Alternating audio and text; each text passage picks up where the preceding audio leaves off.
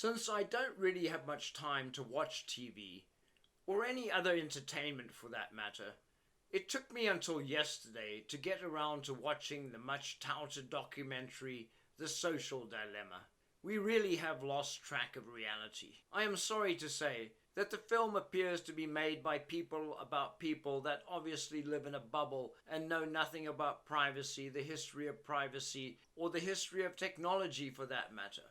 On the topic of industry and governments intentionally manipulating the individual or consumer, let us start with Hitler and the Second World War, which I hope people remember, and of course the radio. The radio was invented by Marconi in the 1800s, shortly after Bell filed his patent for the telephone. Hitler discovered that he could use the radio to reach out to countless people around the world. Now he was not limited to raving to the crowds in front of him, but had the world as an audience. Unlike some of our present-day leaders, he made sense to many people. For all the evil in the man, he was a great orator, if one can get past the genocide. Today's equivalent to the radio is, of course, Twitter. On then to the telephone. Information obtained by those listening on the early party lines, and indeed the operators themselves, was in many cases used to blackmail those that were party to the conversation. On the day the radio was invented, people started listening in more ways than one. A component of intelligence gathering is the inception of communications, and invention is often driven by necessity. Indeed, the first electromechanical switch, the stowager switch, was invented by a mortician who believed that one of the two switchboard operators in the town his mortuary was based in was forwarding the calls of people looking for a mortician to his competition, and so the stowager switch was born.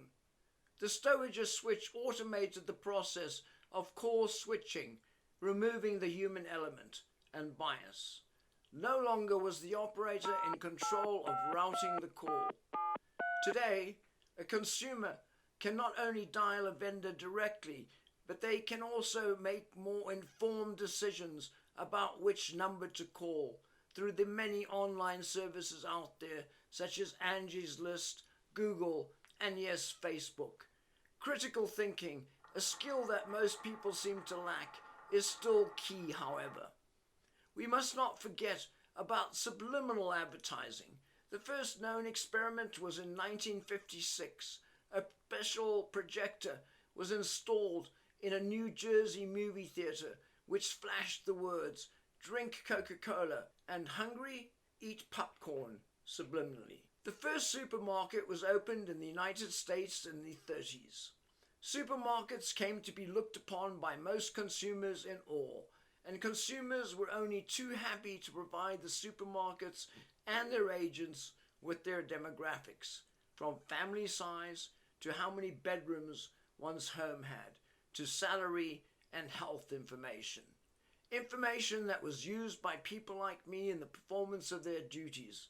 I worked as a private investigator in Minneapolis in the early 1980s, and then later as an intelligence analyst after 9/11.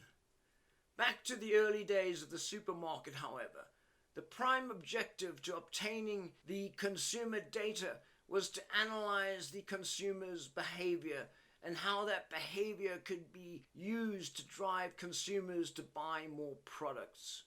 It was also discovered that consumers were more likely to impulse buy items when the items were arranged in a group. For example, items used to make a salad, salad dressing, Parmesan cheese, bacon bits, etc. Indeed, the moment one walks in a supermarket, one is influenced by what product one sees first. These consumer marketing databases later morphed into services such as LexisNexis. Today, there are a plethora of private intelligence companies selling one's personal information with no control. One's private information has become a commodity.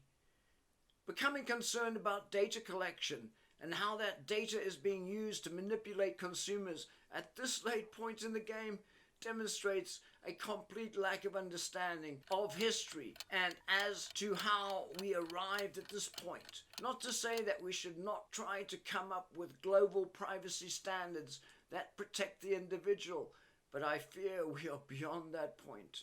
And then on to the effects that living in a digital world has on our social structure. We seem to have forgotten about the many conversations that we had in the early 90s on eWorld and AOL, to name just two of the social networks, pertaining to issues such as online bullying and privacy. It is time to learn from history and not repeat it.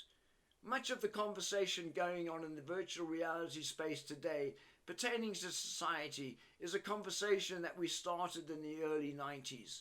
The digital divide, for example. With virtual reality finally being within the reach of all consumers, we need to address this and other issues sooner than later. It is time to do something about it rather than to reinvent the wheel. In closing, I would like to suggest that those upgrading to the Quest 2 donate their Quest 1 to a friend or relative. It will help them forget about COVID-19 for a bit and see that virtual reality is about communication, learning, collaboration, and not just games. It will open their world to a whole new reality. Thanks for listening or watching. Cheers.